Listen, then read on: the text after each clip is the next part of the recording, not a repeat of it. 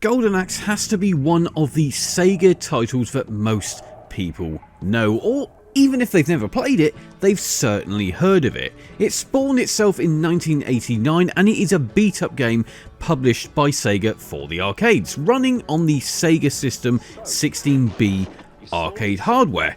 Now, Makoto Uchida was the lead designer of the game and was also responsible for the creation of the previous year's Altered Beast. Now, Golden Axe has been on very many systems, including the Master System, the Game Gear, the Sega CD, Amiga, even the Amstrad CPC.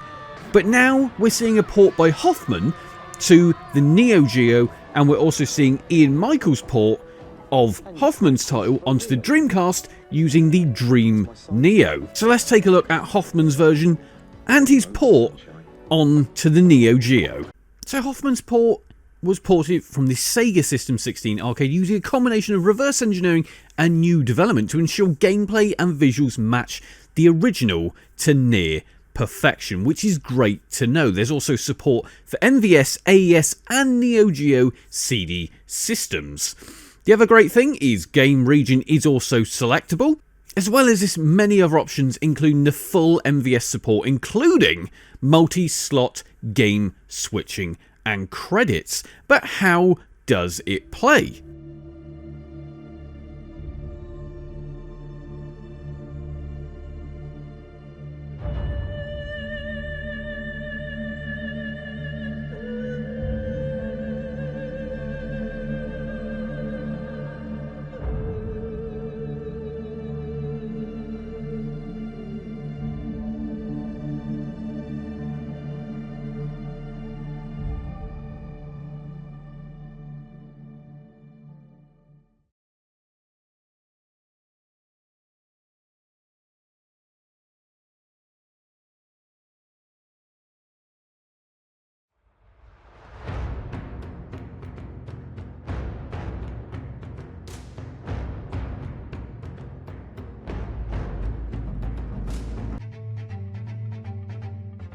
Here it is with scan, lines and all. It's Golden Axe 1, the original, for the NeoGeo. Now you can see this is clearly looking exactly like the arcade version of Golden Axe.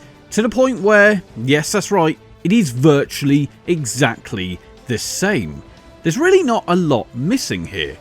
Now the great thing, like I say, is it also does have the scan lines here, although I'm actually pretty sure that might just be essentially the emulation I'm using here. Yes, I'm using the emulator here. I'm not obviously using an actual, NeoGeo or arcade system. This is obviously emulation. The soundtrack's sounding absolutely epic. Now one thing to note is the audio. All of the tracks aren't all in order. There are some times when the tracks seem a little bit out of order. I don't know why that is, but unfortunately, that is part of the port. The way it actually runs, though, is pretty darn seamless. I think this is running at a good 60 FPS, and I don't think it really dips at all, which is great to see nonetheless. The fact it's even running on a NeoGeo is the thing that we all want to see. And it's amazing to me how the NeoGeo scene just seems to be going from strength to strength. It's kind of almost taking a leaf out of the Dreamcast scenes book. It seems that every single game, or quite a few games, that are getting ported to the system or homebrew releases are also coming out on the NeoGeo, which is great to see. Don't get me wrong, I don't have a NeoGeo and it would cost a fortune if I wanted one, but nonetheless, great to see for sure. I have to say, Hoffman, you've done a bang-up job with this, and it's playing like an absolute dream. Talking of dream, we're onto the Dreamcast version, the Dream Neo version, by Ian Michael.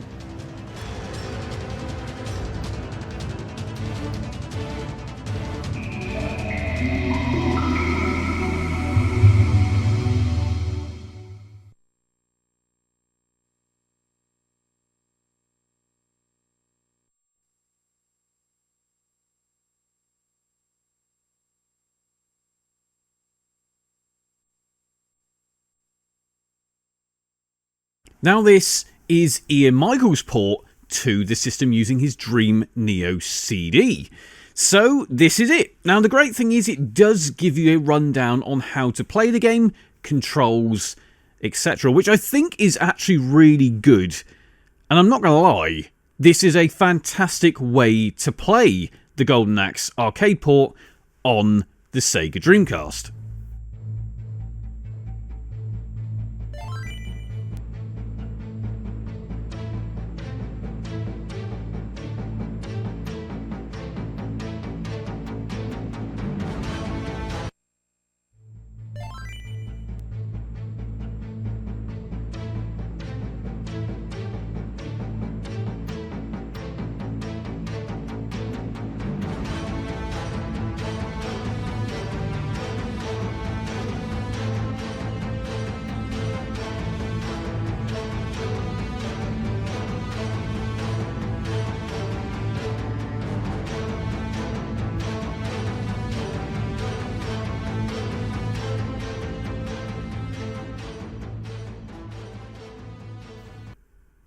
Now, straight off the bat, the one thing you're probably going to say is, well, hold on, why are there sound effects here and not sound effects in the NeoGeo port that we saw just a second ago? Well, I actually think, to be fair, that was down to emulation, not the actual port itself. So let's not say that's a hindering factor, because at the end of the day, it's actually meant to be there. It's just the emulation it didn't work quite right. And at the end of the day, it's not built for emulators, it's built for actual true NeoGeo hardware. Anyway, nonetheless, this is Ian Michael's Dream Neo port of that exact arcade port to the NeoGeo. If that makes sense, total tongue twister, but this is it. And I have to say, again, running like an absolute dream there. If I'm honest, I can't see any notable dip in frame rate, and it plays exactly how you'd absolutely expect. Now, one thing I will say is, I don't know if this is just something with the arcade version, it doesn't feel as smooth to control as, for example, I don't know, the Genesis version. It just feels a little bit, I wouldn't say more clunky, it just feels a little bit, I don't know, it's not something I can quite put my hands on. Now, I don't know if that's just me, if this is just the way I'm playing. Obviously, this is on real Dreamcast hardware, so I'm really not sure, but nonetheless, this is fantastic to see running on actual Dreamcast hardware itself.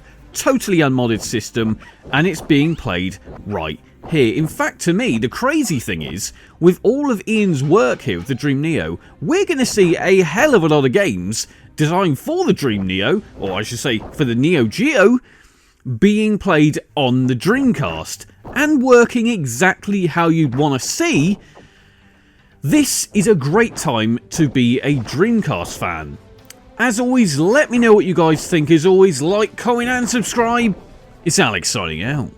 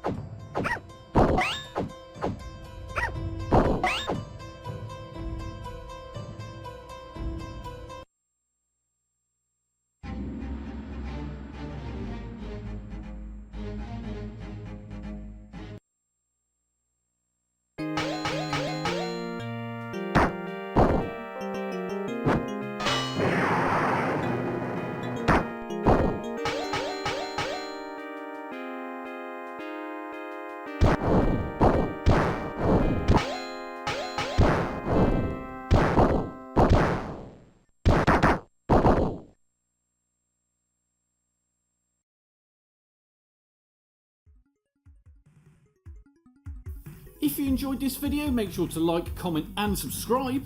As well as that, you can also back the channel on Patreon. QR code is down below.